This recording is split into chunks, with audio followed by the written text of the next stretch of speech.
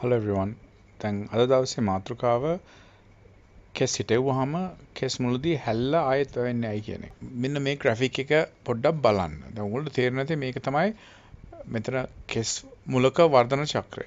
ඒතකොට ඇනජන් කියන්නේ කෙස් ගහ දිගට ඝනකමට වැවෙන කාලය. ඒක සාමාන්‍යයෙන් අවුරුදු කිහිපයක් වෙනවා. දල වශයෙන් අවුරුදු 5ක් වගේ. ස්ත්‍රී පිරිම ભેදයක් නැහැ. ඒ කෙස් ගහ වැවෙන චක්‍රය. ඕකේ. ආහාර එක්ක සම්බන්ධ වෙලා තියෙන්නේ. ඒතර රුධිර සංසරණයක් හම්බ වෙනවා. ඒ රුධිරෙන් පෝෂණය හම්බ වෙනවා. ඒකට ඉතින් ඒතර කෙස් ගහ කියන්නේ ප්‍රෝටීන් කූරක්. ඒකට අවශ්‍ය ප්‍රෝටීන සහ අනිත් ඛනිජ සහ විටමින් හම්බෙලා ඒ කෙස් ගහ ඝනකමට ලස්සනට දැන් වැවෙනවා.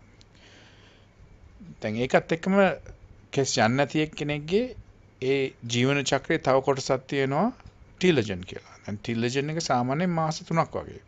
එතන වෙන්නේ කෙස් ගහ අර රුධිර සංසරණය විසන්දනය. ඔයගොල්ලෝ පේනවා ඇති ඒක ඉස්සෙලා කියලා.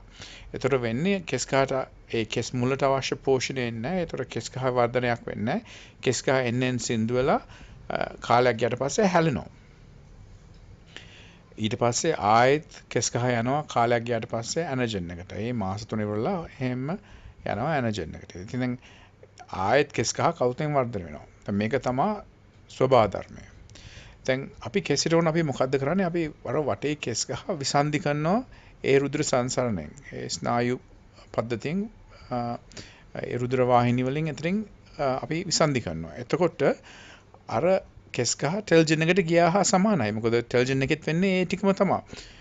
ඒක ස්වභාවික වෙන දෙයක්. අපි ඉතින් කෙස් මුල එතනින් වෙන් කරලා ගන්න හින්දා ඒක කෙස් මුලට යනවා. ඒතකොට කෙස් ගහට වර්ධනය වෙන්න ඒ සිග්නල් ඒ අවශ්‍ය හෝමෝන ස්නායු සිග්නල් පෝෂණය සේරම කෙටි කාලයකට විරහිත වෙනවා. ඒතකොට අපි ඒක ආයෙත් පළ කරාම දැන් මේ කෙස් ගහට නහර සම්බන්ධයක් නැහැ. ඉතින් අර රුධිර වාහිනී සම්බන්ධය ඇවිල්ලා නහර සම්බන්ධයක් වෙන දින 10ක් විතර යනවා දල වශයෙන්. ඊට පස්සේ ආයෙත් සිග්නල් එක එනවා. හැබැයි ඒ වෙනකොට කෙස් ගහ ටිලජන් එකට ගිහිල්ලා බොහොමයක්. ඉතින් ඒ හින්දා තමයි අර කෙස් හැලෙන්න බලන්නේ. ඉතින් කෙස් ගහ හැලුනහම ආයෙත් ඉතින් මාස 3ක් විතර ගිහිල්ලා ටෙලජන් එකකින් ඇනජන් එකට යනවා. ඒක ස්වභාවය. ඊට පස්සේ ඇනජන් එකෙන් කෙස් ගහක් වැවෙනවා. ඒකයි අපේ කෙස් මුලදී හිටෙවට පස්සේ හැල්ලා ආයෙත් වැවෙන්නේ. මේක තමයි ස්වභාව ධර්මය. මේ ස්වභාව ධර්මයේ කොටසක්. දැන් කෙස් ගහට අවශ්‍ය පෝෂණ ලබන්න සාමාන්‍යයෙන් හොඳ ප්‍රෝටීන කොටසක් අවශ්‍යයි. මොකද අපේ ශරීරයෙන් අපතේ යන බාහිර වෙන ප්‍රෝටීන එක තමයි කෙස් කස් වලට යොමු වෙන්නේ. මොකද අපි දැන් ලඩක් හැදුනාම කේශ වර්ධනය අඩු වෙනවා. ඒක අපි හොඳට දන්නවා. අපි කාටත් ඒ පරාපුරුදු තියෙනවා. මෙතන අතරම වෙන්නේ මේ පෝෂණයේ අවශ්‍යතාවයක්. ඉතින් ඒකට දැන් අපි ළඟ තියෙනවා බැලන්ස් කියලා ඒ කියන්නේ නියුට්‍රිෂනල් සප්ලිමන්ට් එකක්. මේ දවස්වල අපේ ස්ටොක් එකක් තියෙනවා. ඒකේ සාම්පල් ටිකක් තියෙනවා. ඇවිල්ලා ඕන කෙනෙකුට ගන්න පුළුවන්. අපේ ක්ලයන්ට්ස් වලට ගන්න පුළුවන්.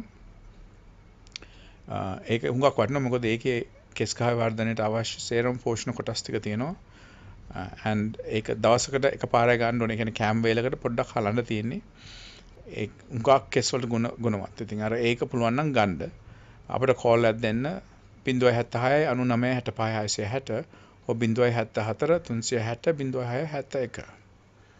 දැන් අද ටිකක් විශේෂ දෙයක් කතා කරන්න යන්නේ ඇහි බැමි. දැන් ඇහි බැමි නැතිවීම ඇත්තටම කලාතුරකින් වෙන දෙයක්. ඒක වෙන්නේ හුඟක් කාන්තා පක්ෂයේ පොද ඒගොල්ලෝ විලාසිතා හින්දා ඒ ඇහි බැමි ගලවනවා. ඒ කියන්නේ විලාසිතා වලට ඒ ඇහි බැම්ම සලන් වලට ගිහිල්ලා කෙස් ගලවනවා. එහෙම ගැලවුවාම කාලය තිස්සේ අර මුල ඇදීමෙන් ඒ ප්‍රදේශ විනාශ වෙනවා. ඒතකොට ඒ කෙස් අතර මේ ඇහි බැම්ම වැවෙන්නේ නැහැ. ඒකත් එක්කම ඉතින් සමහර රෝග තත්ත්ව වලින් කෙස් යනවා. ඕටෝ ඉමුන් වර්ගයේ ලෙඩ වලින් හයිපෝතයිරොයිඩ් සමහර SLE නොයෙකුත් ලෙඩ වලින් ඇහි බැමි නැති වෙනවා. ඊට පස්සේ ඇලෝපේෂියා වර්ග වලින් උත් ඇහි බැමි නැති වෙනවා. දැන් ඒ කට්ටියට අපි ඇහි බැමි ආයෙත් අරන් දෙනවා. දැන් අපිට පුළුවන් සෆාය තාක්ෂණයෙන් ඇහි බැම්මක් අරන් දෙන්න. ඒක කරන්නේ හිස කෙස් වලින් සාමාන්‍යයෙන්. හැබැයි අර හිසේ යටම කොටස ඒ කියන්නේ නේප් හෙයා කියන කොටස. මොකද ඒක තමයි සින්දුම කෙස් තියෙන්නේ එතන. මෙතන කෙස් අපිට ඕන විදියකට දැන් ඒ ඩිසයින් එකකට හදත හැකියි. දැන් අපි එතන කෙස් හිටෙව්වහම වැවෙන විදිය සාමාන්‍ය hair transplant එක වර්ධනය. ඒ කියන්නේ සාමාන්‍ය මාස 3ක් විතර යනවා eyebrows මතුවෙන්න පටන් ගන්න. හොඳට සම්පූර්ණ වෙලා පෙනුමක් එන්න මාස 12ක් 18ක් විතර යනවා. හැබැයි මේක විශේෂත්වය දැන් මෙතන දාලා තින්නේ හෙඩ් හෙයා. ඒ කියන්නේ ඔළුවේ කෙස්. ඉතින් එහෙනම් ටිකක් දිගට වැවෙන්න බලනවා. ඉතින් අයිබ්‍රවුස් නැත්තරම නැති කෙනෙකුට මේක හොඳ විකල්පයක්. ඒ කියන්නේ අයිබ්‍රවුස් ආපහු ගන්න. නමුත් ටිකක් දිගට වැවෙන හින්දා ඉතින් මාසපතා ඒ සරවුන්ඩ් එක රීල් එක ට්‍රිම් කර ගන්න ඕන. නැත්නම් තනියෙන් කර ගන්නත් පුළුවන්. එහැරෙන් ඉතින් අයිබ්‍රවුස් ටික ආයෙත් ගන්න පුළුවන්. ඉතින් දැන් සෆාය තාක්ෂණයෙන් හිස කේස් විතරක් නෙවෙයි රැවුල විතරක් නෙවෙයි අයිබ්‍රවුස් ඉතින් අපි කරනවා. ඉතින් මේ අපි කරපු අයිබ්‍රවුස් එකක් මේකේ රිසල්ට්ස් ටික ආවට පස්සේ අපි ඒ ෆොටෝස් අප්ලෝඩ් කරලා උගුන්ට ඒක පෙන්නලා දෙන්නම්. කෙස් සම්බන්ධව කෙස් යන එක සම්බන්ධව කෙස් තුනී වෙන එක සම්බන්ධව උපදෙස් ඕනනම් අමතන්න. ඒ විදිහට ඇවිල්ලා ඔක්ස්ජෙට් එකත් නොමිලේ දැන් කරගන්න පුළුවන්. ඉතින් ඕන වෙලාවක ඇවිල්ලා හම්බ වෙන්න 076යි 99යි 65යි 660 074 360 0671